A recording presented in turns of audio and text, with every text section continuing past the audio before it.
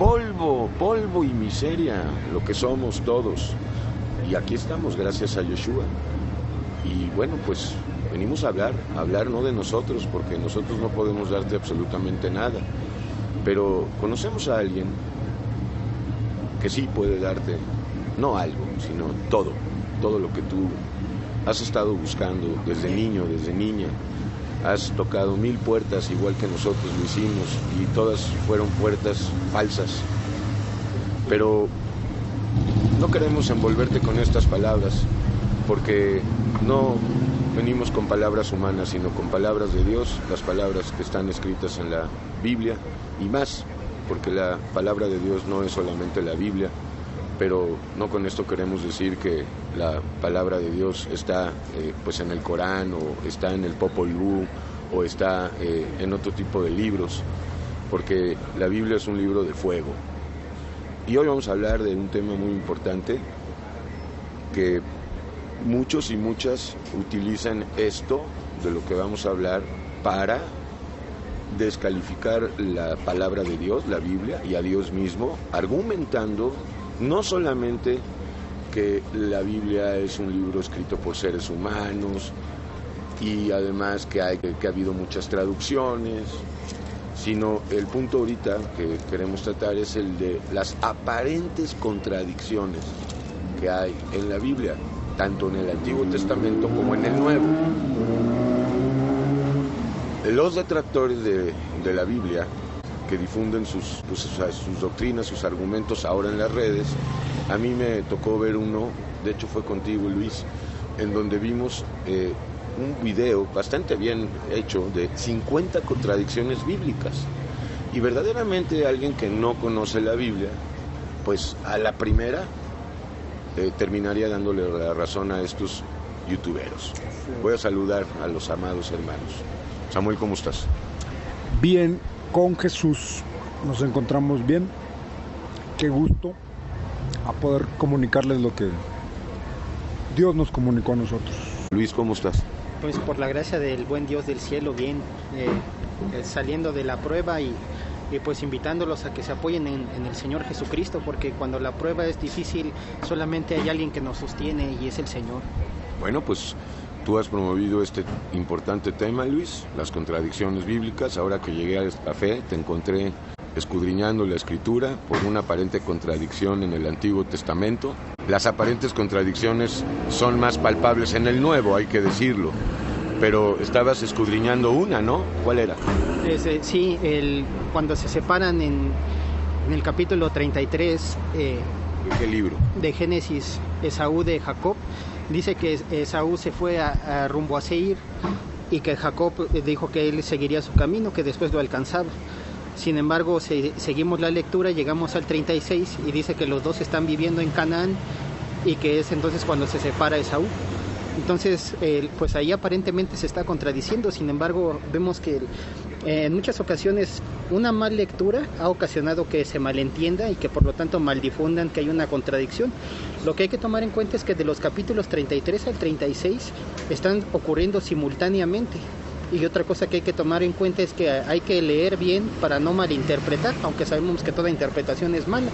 Porque lo que está diciendo en realidad es que Esaú se fue rumbo a Seir, que sigue siendo Canaán, y entonces empieza la historia simultánea, viendo que Jacob está primero llegando en tierra de Canaán en Sucot, después está pasando a lo que es Betel, después está pasando a lo que es rumbo a Efrata, y cuando ya está llegando a esta ciudad de Migdol, empieza otra vez ahora simultáneamente a pasar la narración a Esaú, y es donde dice que él ahora sí se fue a los montes de Seir. No se había ido directamente a Seir, sino dice que se había ido rumbo a Seir, los dos seguían en Canaán, y finalmente ahora sí se aparta hasta los montes.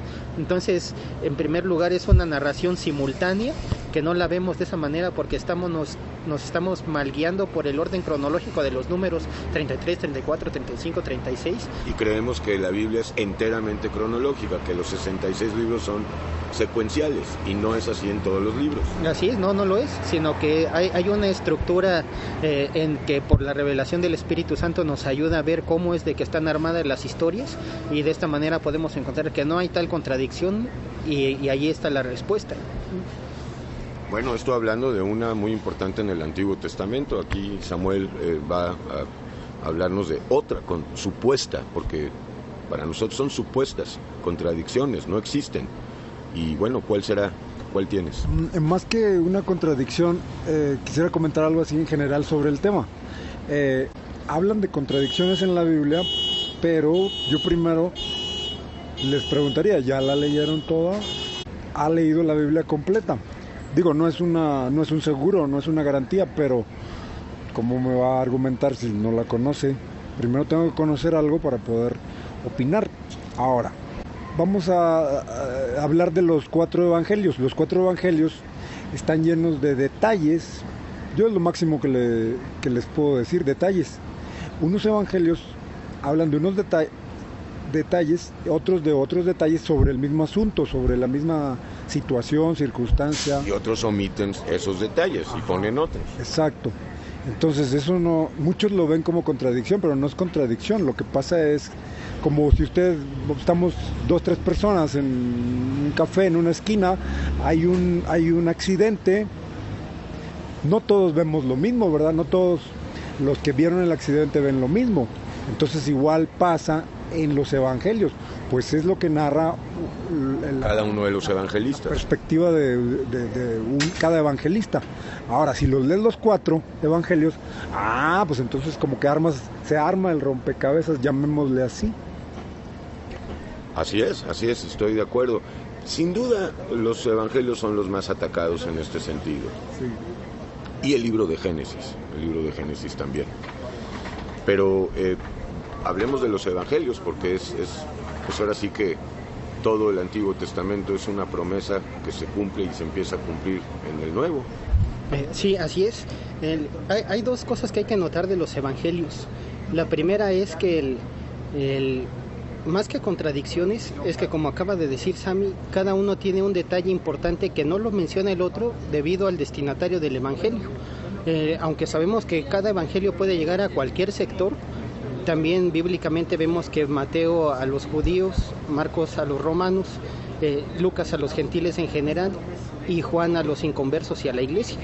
Entonces, en ese sentido, el contenido de cada narración está enfocada según la persona a quien está destinado el mensaje, y tiene el contenido necesario que sustenta o fundamenta la narración de esa historia, y que en ese sentido, cuando no es mencionado es porque el destinatario, y que en ese sentido, más bien al estudiarlo, lo que nos damos cuenta es que se complementa, se arma una sola narración. Ahora, la segunda cosa que también hay que notar es que cada destinatario, cada narración, cuando entra en una aparente contradicción, siempre tiene una explicación. Vamos a mencionar un caso. Se habla de que Jesús sanó al ciego Bartimeo, y en el otro evangelio, en Marcos 10 dice que Jesús sanó al ciego Bartimeo, y en Mateo 22 dice que sanó a 2 ciegos. Entonces ahí no es de que haya contradicción, lo que pasa es de que tampoco nos podemos dejar llevar porque la misma imprenta haya puesto una referencia que relacione una historia con otra, y que entonces cuando lo leemos pensamos que se está complementando, y no siempre es así.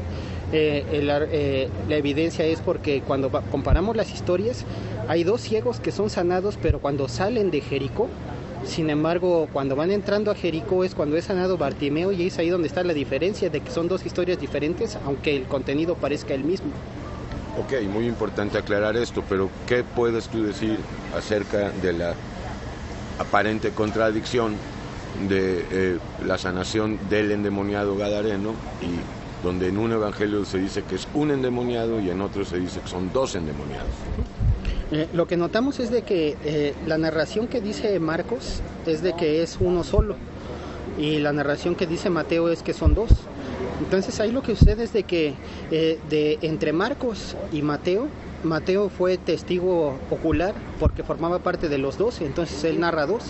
Sin embargo, para la época en la que Marcos está escribiendo, que se dice que él al ser discípulo de Pedro, como dice primera de Pedro 5, en ese sentido, como él está contando muchas narraciones, se está haciendo énfasis, dicen los historiadores de la iglesia, que al que se está refiriendo Marcos fue a uno que sí decidió seguir el camino, que no volvió atrás. Entonces están haciendo énfasis al que de alguna manera muchos conocen, que en alguna ocasión quizás hasta los acompañó, pero que está vigente, y eso nos demuestra que a veces no todos los que creen permanecen, sino que al que ya no es mencionado es alguien que a lo mejor a los 3 días dijo, bueno, yo me regreso. Así es. ¿Samuel? Sí. Otra cuestión es sobre las contradicciones. ¿Qué buscamos en la Biblia en realidad? Es una buena pregunta. Descalificar es muy fácil. Porque si mi talón de Aquiles es el sexo, voy a encontrar muchas cuestiones sexuales en la Biblia. ¿Para justificarme o para lo contrario? Para justificarme, para decir, ya ves, mira, pues no que condenan el sexo y bueno, y mira a Salomón, mira a David, mira a Lot con sus hijas y que no sé qué. Entonces, ahora, si me llama la atención la violencia, sanguinaria violencia extrema, también la voy a encontrar en la Biblia. Y ¿cuántos crímenes no se han hecho? Así es. En el nombre de la Biblia, o basados o impulsados por la Biblia, desde luego no por Yeshua. Con el pretexto de Dios se han cometido los más horripilantes sucesos. Empezar los del cristianismo. Por supuesto, los del cristianismo en primer lugar. Entonces, según lo que yo busque, pues eso voy a encontrar. Recuerdo pues no es anécdota, es real. Le pusieron a un delincuente, no sé, a una persona que apresaron por cuestiones sexuales, le pusieron unas hojas con manchas de tinta y el hombre, pues, le preguntan, ¿qué ves ahí? Y pues claro, el hombre ve puras cosas sexuales, ve formas sexuales ahí en las diferentes hojas con manchas de tinta que le ponen. Así también, si nos acercamos a la Biblia, a la Escritura, no buscando a Dios, sino queriendo justificar algún comportamiento nuestro, el mismo pecado, lo hemos hablado, Luis. La mejor manera de justificar el pecado es con la Biblia misma. Exactamente. Entonces, pues de cualquier tema, te menciona nomás lo del sexo y lo de la violencia, pero hay miles de temas que si tú con esa sed los estás buscando o es lo que te mueve, pues es lo que vas a encontrar en la Biblia. La Biblia es un libro muy desprestigiado, adorado y odiado.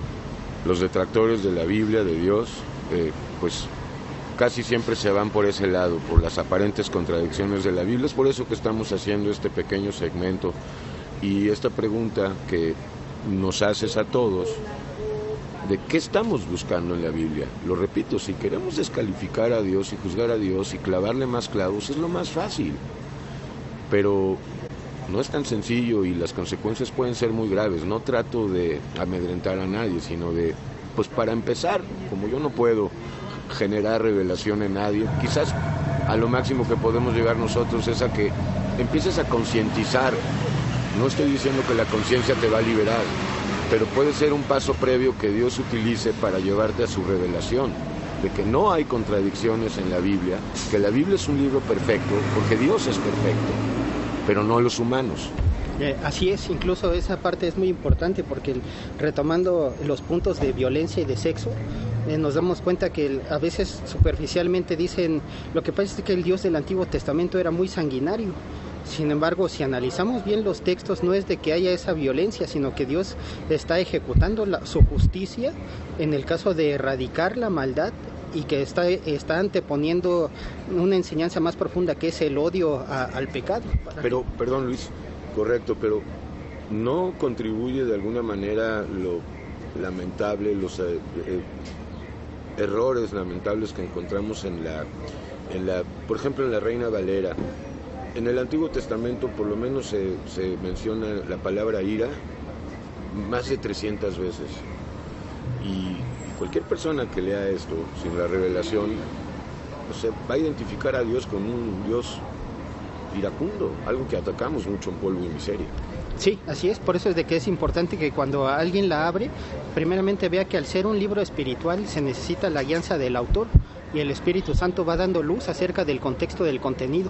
Entonces ahí, para no sacar del contexto un versículo que hable de la ira, siempre lo vemos relacionado con que Dios está ejecutando más bien su justicia ante un acto que está siendo mencionado, y que sin sacarlo del contexto vemos que esa fue la consecuencia que el pecador buscó, más que Dios lo haya hecho deliberadamente. Y eso es algo importante de la Biblia, porque muchos se acercan a él pensando que es un libro religioso, pensando que todo es armonía y que es un libro que simplemente va a hablar de bien. Sin embargo, cuando nos encontramos con el siguiente ejemplo, que es el de sexo, en una ocasión una persona decía: no me hablen de la Biblia porque es un libro muy puerco. Y cuando le decían ¿por qué? Decían pues porque ensalza mucho al rey David, y de repente nos encontramos con que David pues adultera y asesina.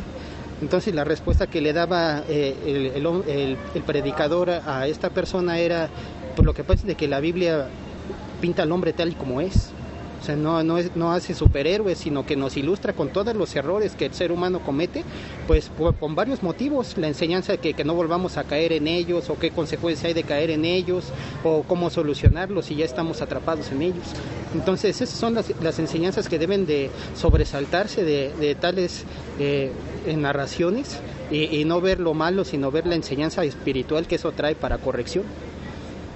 Muy bien, bueno, vamos cerrando, y como siempre, la sana costumbre de hacer un llamado a aquellos que están juzgando a Dios de contradictorio, de malo, de iracundo y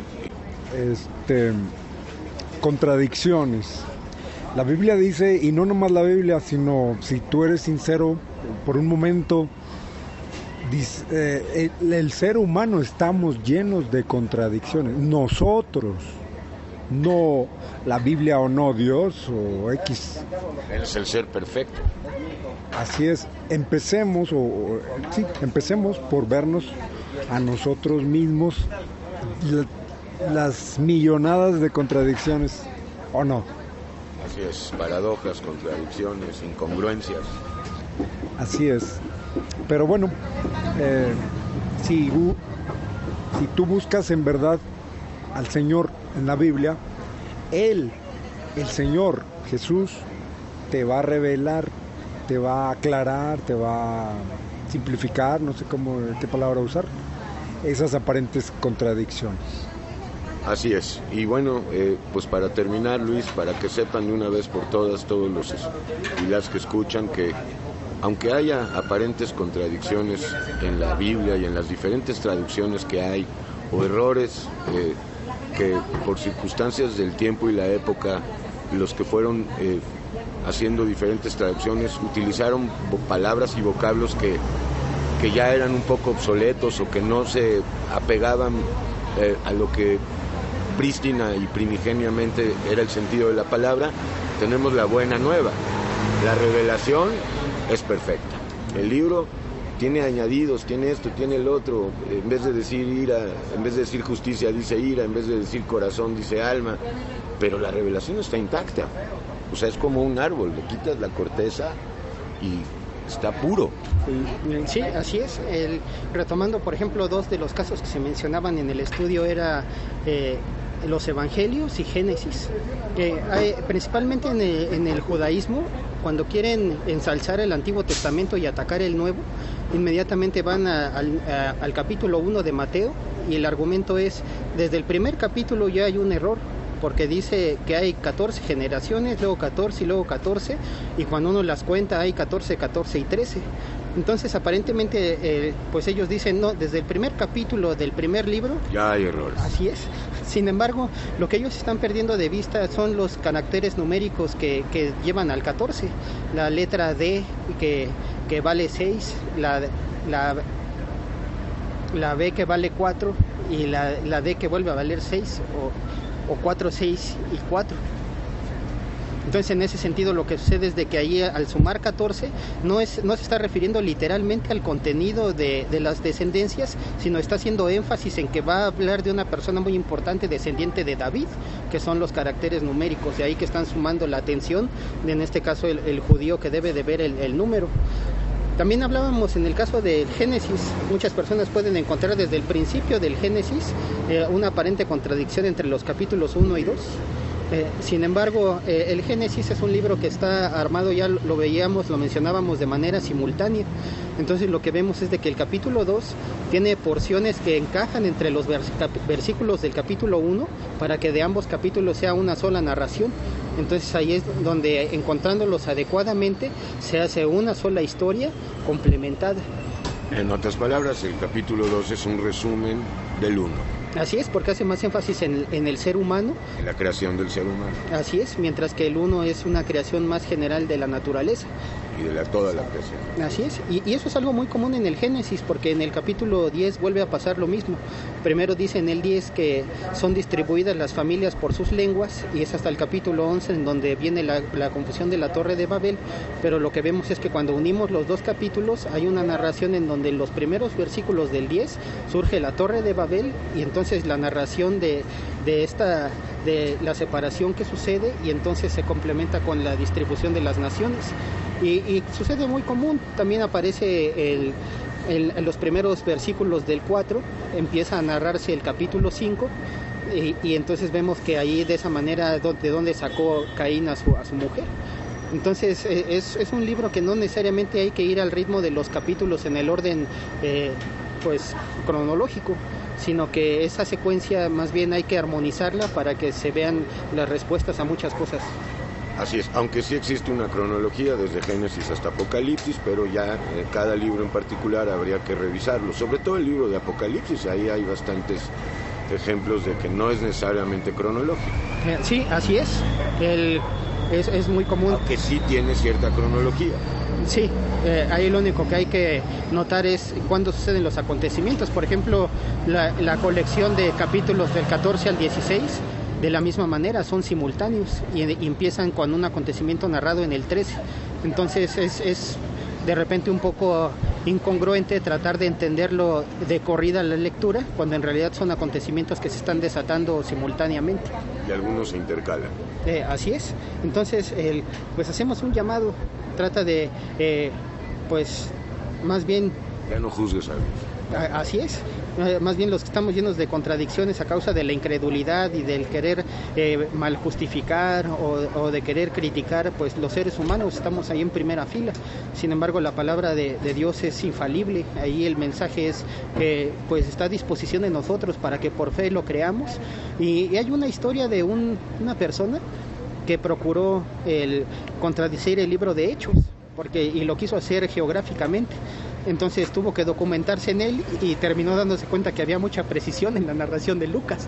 Seguro fue a hacer los viajes misioneros de Pablo a ver si eran correctos, si había lógica en su ruta. Pues sábelo, la lógica divina para nosotros que no hemos sido alumbrados, bueno, por la gracia de nosotros sí, esperamos que tú recibas esta misma luz, pues para nosotros muchas veces la lógica divina es algo aberrante, algo escandaloso.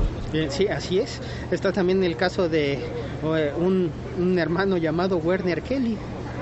Lo hemos mencionado, él trató de escribir un documento para refutar muchas cosas que venían en la Biblia, pero para hacer eso primero tenía que documentarse en la Biblia para saber qué quería atacar, y terminó escribiendo un libro que se llamó "Y la Biblia tenía razón".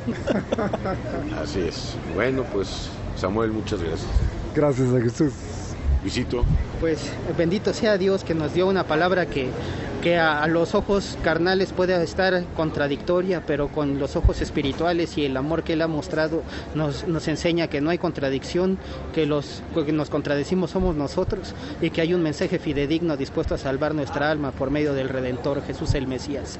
Así es, una revelación poderosa, Yeshua, poder sobre demonios, poder sobre la muerte, y poder sobre, pues como hablamos en el segmento anterior, sobre todos los demonios que afectan, aquejan, acosan el alma humana. Demonios como la ira, los celos, la envidia, la tacañería, la fornicación, todo tipo de idolatría, la hipocondría, bueno, no acabaríamos. Polvo y miseria.com. Los invitamos a que se suscriban, porque a lo mejor no faltará el que diga sí, pero también en Samuel dice que Dios castigó a David por causa del censo, y en Crónicas dice que fue Satanás. Pero sin embargo lo que nos encontramos es de que cuando Dios ama a alguien como lo hacía con David, en lugar de desatar su castigo, pues pone en este caso al verdugo ideal, que fue Satanás. Entonces también Satanás trabaja para Dios. Así es un brazo ejecutor de Dios. Bueno, hasta la próxima. Polvo y miseria, vea la Biblia, déjalo todo por Yeshua, te va a ir bien. Hasta la próxima.